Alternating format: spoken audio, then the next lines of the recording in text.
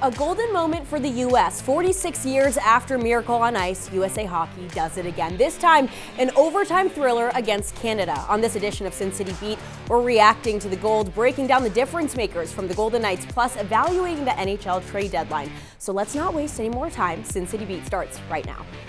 From Las Vegas, this is Sin City Beat. Welcome into Sin City Beat. Thanks for joining us. I'm your host, Mariah Jano. Sin City Beat is the show that dissects the Vegas sports world through the eyes of the sports reporters and storytellers leading the charge. Joining the action on today's panel, we have Ray Brewer, managing editor of the Las Vegas Sun, Willie G. Ramirez of WGRamirez.com, and our very own Vince Sapienza, sports anchor and reporter for Fox 5 Las Vegas. Thank you guys so much for being here. Well, USA Hockey has done it again. Both men's and women's hockey teams bringing home the gold. Men's hockey beating Canada in a thrilling overtime victory to win the first hockey gold medal since 1980. The Miracle on Ice, we know it, we love it. Ray, I know you weren't up at the crack of dawn for this. I know it's tough. I was trying to stay awake. My eyes were hurting a little bit. But you look at the men's win, the women's win. What does this do for USA Hockey overall going forward, do you think? I think it solidifies the brand of hockey being played in the United States. Wasn't a pretty win, but it was a gritty win. And it kind of showcases that there's some hockey development going on in this country that is really awesome to see. Jack Eichel, of course, our Golden Knight, had just I think a great Olympics, and it's just fun to see where you look at like youth sports in America, right? And, obviously we're the kings of tackle football and baseball arguably, and basketball arguably, and hockey we've always played second fiddle to Canada, hence the no gold medal since 1980, and to just have a victory, but the way they won the game, real nip and tuck, real close. Played great defense, arguably was outplayed at times, but found a way to get it done, and just the chemistry and synergy they have. Ton of momentum for the sport. I wouldn't be surprised if youth hockey kind of ticked up a little bit as well. Yeah, absolutely. And we've seen it going back for the women's game, especially going back to 2000. There's been a 65% increase in young women getting involved in hockey there. Obviously, in this city, we're seeing youth hockey take off. You get a front row seat to it, Vince, with your kiddos. Absolutely. Yeah. So what's your take on this? And to put some numbers behind that, if you just take the snapshot of female participation in hockey in the state of Nevada. Since the Golden Knights arrived, that number's gone up 600% in a little less than 10 years, right? And that's just a snapshot. That's just one market, one region, one city here in Las Vegas. I think when you ask the question, what does a gold medal for both the women and men do for USA Hockey? It grows the sport exponentially, right? And there's a lot of room for this game to grow in non-traditional hockey markets like Vegas, like we've seen.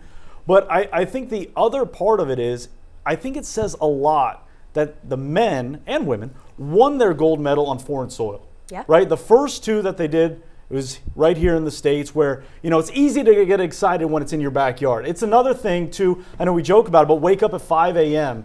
to witness what was a historic moment for our country, for the sport. And so how far does that go? I can tell you that I was at the rinks an hour after that game ended, and that's all anybody was talking about. Now, those were hockey fans, but that just goes to show you that's going to be the talk of this town and towns across America about what those men and women were able to do in a few short 3 weeks. And I think it goes a long way. Obviously, we'll see what it looks like in a year, 2 years, another 4 years. But a massive, massive impact in terms of the growth, which gets people in the sport. Absolutely. Bars buzzing at 5 in the morning. I mean, what's better than that? But seriously, looking at, this rivalry, Willie, do you think the USA-Canada rivalry is now stronger than ever, or is it just something that you think has always been there? I don't know about always been there because, we have to consider what would happen if Russia was allowed in the Four Nations last year. What would happen if they were allowed in the Olympics? I think there's a natural border rivalry there from North America.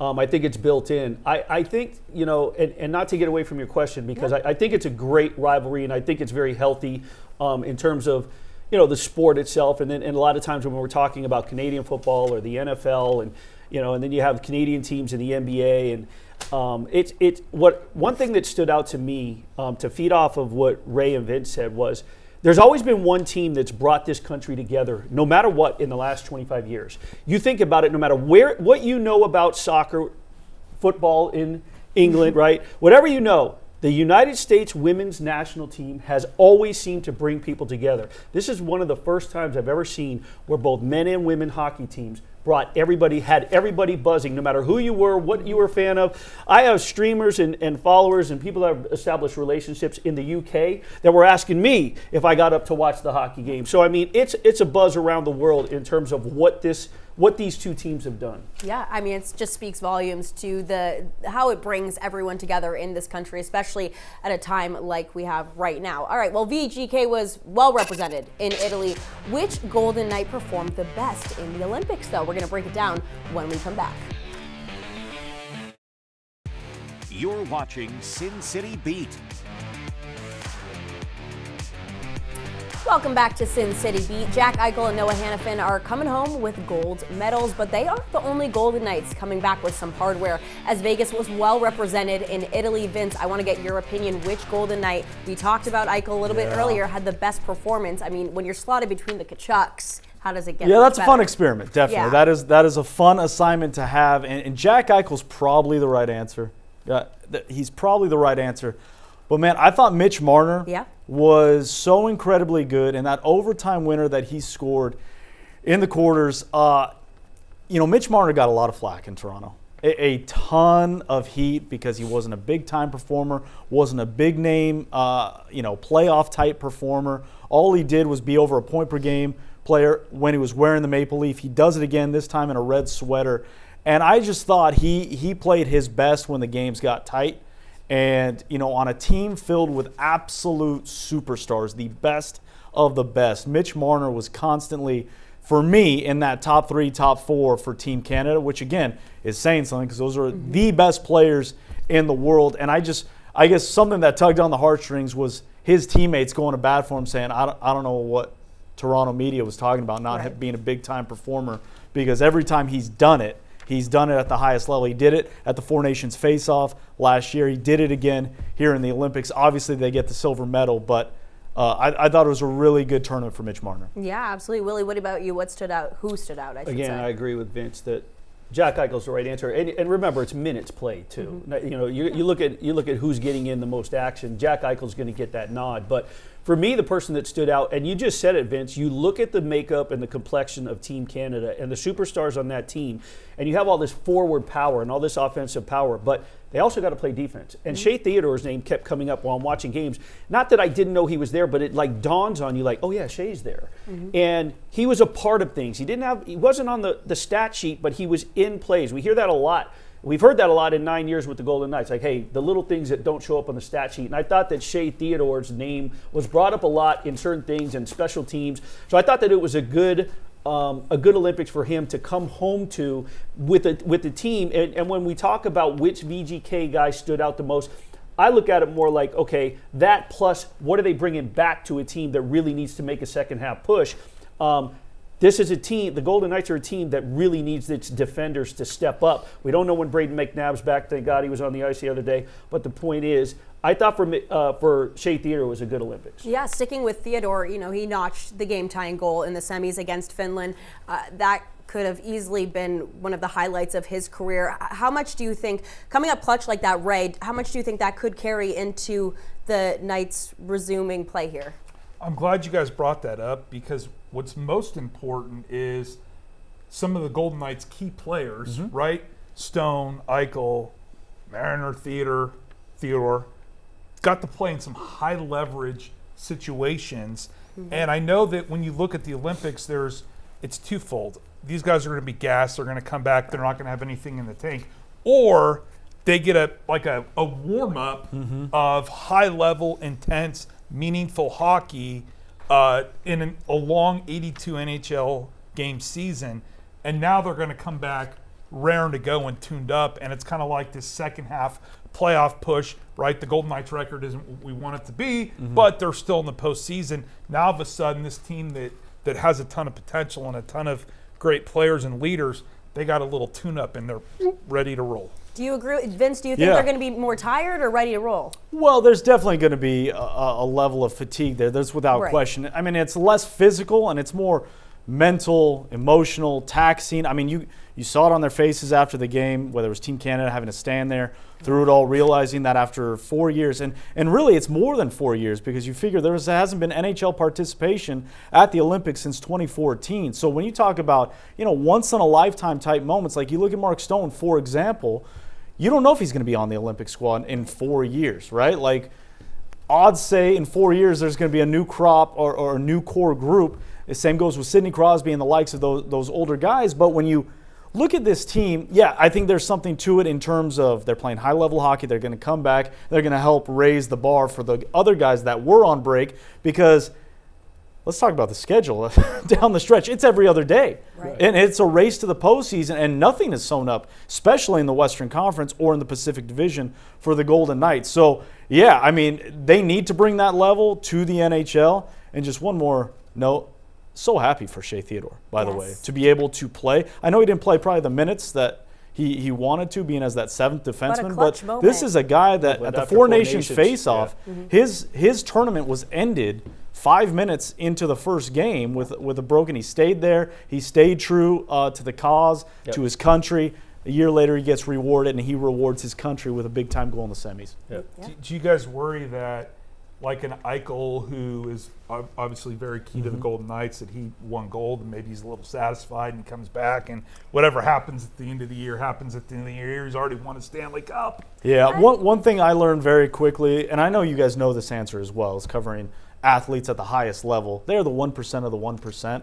So I will never question the compete level, the want, the will, the desire of any of those guys. It's not in their nature. Because it is just on a different level. But it's a fair question to ask because from a non-athlete. Yeah, especially from you played soccer. Not at a high level. Aren't you in the Chaparral Hall of Fame? I am. I'm on the wall of something. Crazy big deal. I'm just happy to be next to Vince and Will. Listen, I was trying to build you up. I wasn't going to bring up the wall of shame and shame. I'm on a wall.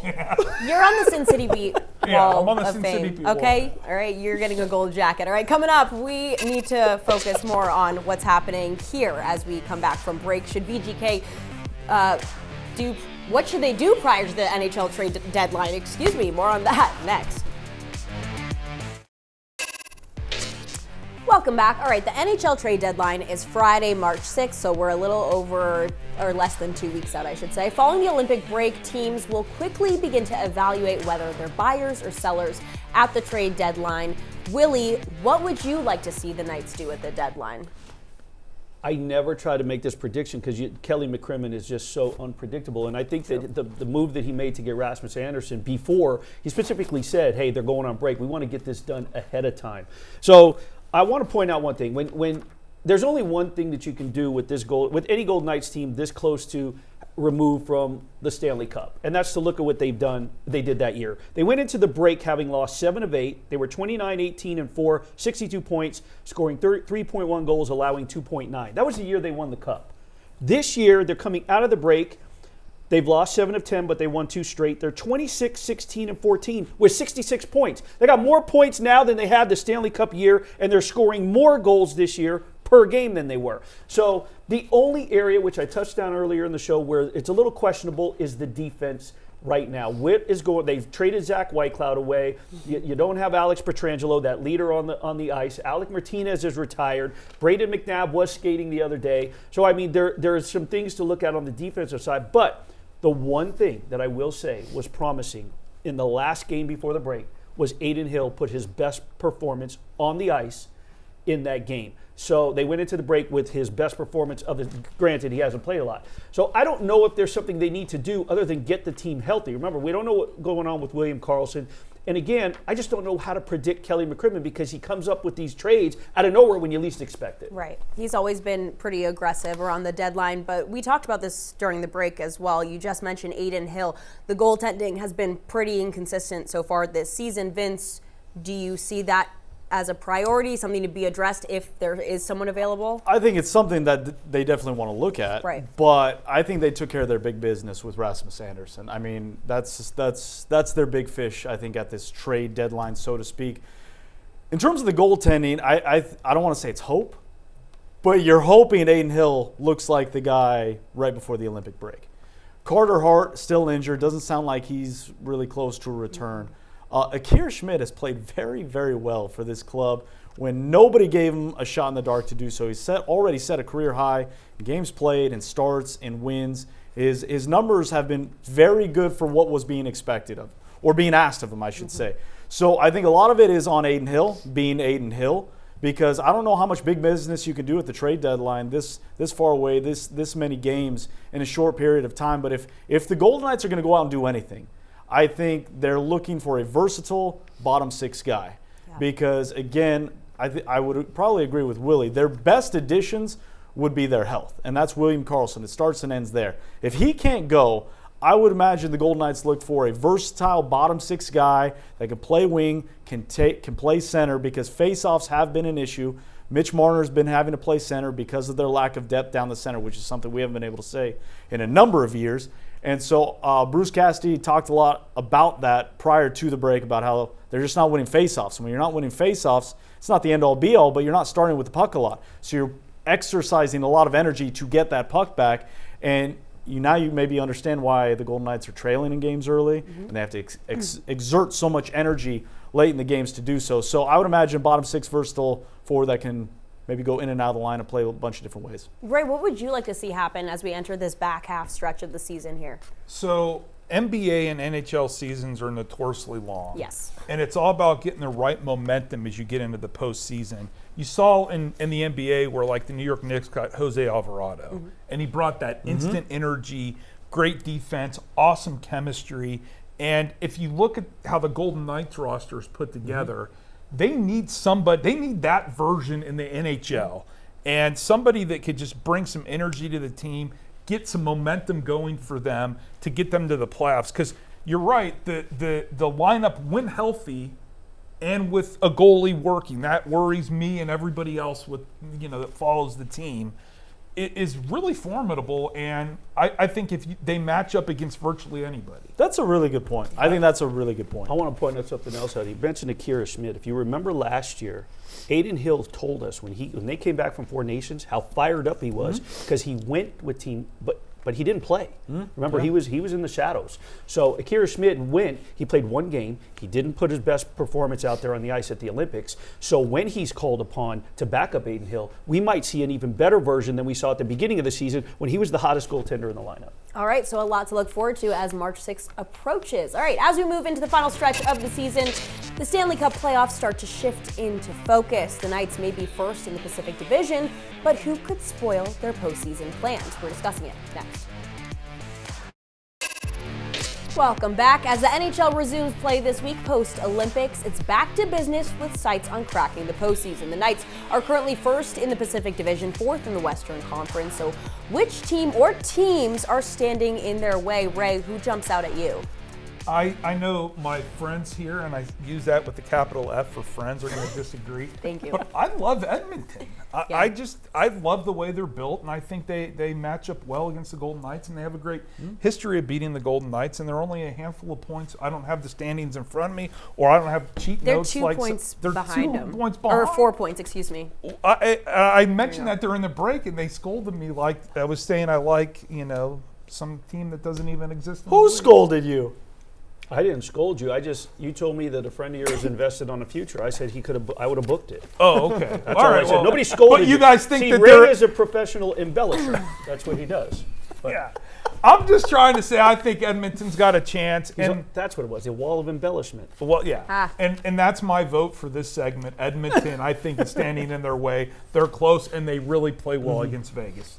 The Pacific. Thank you. Great take, Ray. Let's see you, Ray. Yeah. All right. Well, no team in the Pacific Division has cracked 70 points just yet. Not the end of the world, but Vince, when you're looking at this division compared to the Western Conference as a whole, the Avs are just popping off right now. What's jumping out at you? Yeah, I mean, look, I'm going to agree with this guy over here. Edmonton is the team in the way of the Golden Knights in terms of the Pacific Division. But if we're talking about the National Hockey League and the Stanley Cup contenders, Colorado's the team. I mean, they are far and wide analytically, eye test on paper, pick an angle. they are far and away the best test. Now, the good news for the Golden Knights is that they are in the Pacific Division. They are not in the Central. So Colorado and Dallas and Minnesota are going to have to fight their way to that Western Conference final at the end of the day. So it's kind of putting off a problem till later in the day. But the Golden Knights need to take care of business at hand. And that's why I think the answer for the VGK, if you're asking me, is it's themselves.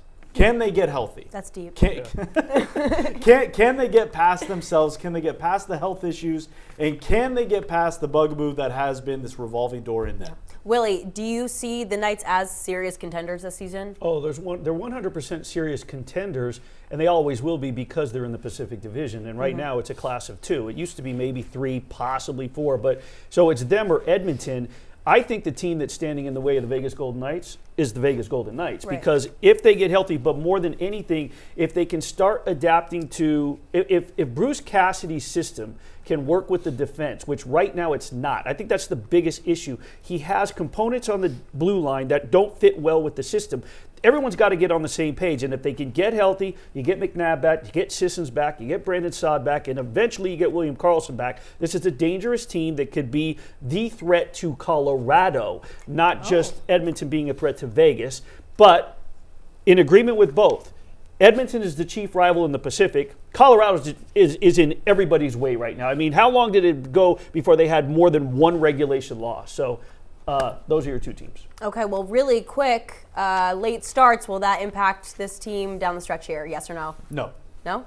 Absolutely, yes. You Yes. can't play from behind when the games get played. All righty. Yes? No? Yes, you got to play. You got to play up front. All right, well, thank you so much to my panel, Vince, Ray, Willie. I'm Mariah. We will catch you next week on Sin City Beat.